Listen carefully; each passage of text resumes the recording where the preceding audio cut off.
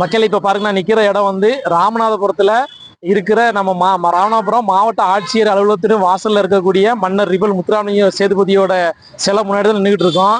இந்த மன்னர் வந்து 9 வயசுல 9 மாதத்துல, அதாவது 9 மாத குழந்தையாக இருக்கும்போது மன்னராக பட்டம் சூட்டப்பட்ட மன்னர். இந்த மன்னர் 12 வயசுல சிறைச்சாலைக்கு போறாரு. அப்பேற்பட்ட ஒரு புரட்சிக்காரர். ரிபல் அப்படின்னு சொல்லுவாங்க. ரிபல் அப்படின்னா கலகக்காரர் என்று அர்த்தம். பிரிட்டிஷ்காரன் வச்ச பேர், அவருக்கு கலகக்காரன்னு பேர் வச்சாரு.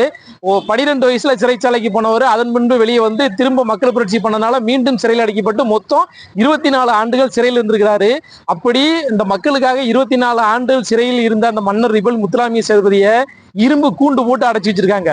கூண்டு போட்டு அடைச்சி வச்சது மட்டும் இல்லாம இந்த பக்கம் பாருங்க, அப்படியே இருசக்கர வாகனத்தை நுப்பாட்டி ஒரு பார்க் மாதிரி வச்சிருக்காங்க. இன்னைக்கு தமிழ் குடியில் பிறக்காத தமிழர் அல்லாத ஒருவருக்கு இன்னைக்கு தமிழ்நாட்டுல நிறைய பூங்காக்கள் இருக்கு. அந்த பூங்காக்களை பராமரிக்க அரசாங்கத்துல இருந்து பணம் கொடுக்குறாங்க. அந்த பூங்காக்களை சுத்தி நிறைய பூச்செடிகளை வச்சு அலங்காரமா வச்சிருக்காங்க. ஆனா இந்த மண்ணுக்காக 24 ஆண்டுகள் சிறைச்சாலையில் இருந்த மன்னர் ரிபல் முத்துராமலிங்க சேதுபதி சிலை பக்கத்துல இவ்வளவு பேர் ஒரு வாகன காப்பகம் மாதிரி வச்சிருக்காங்க. இதை ஒரு பூங்காவை கூட வைக்கல.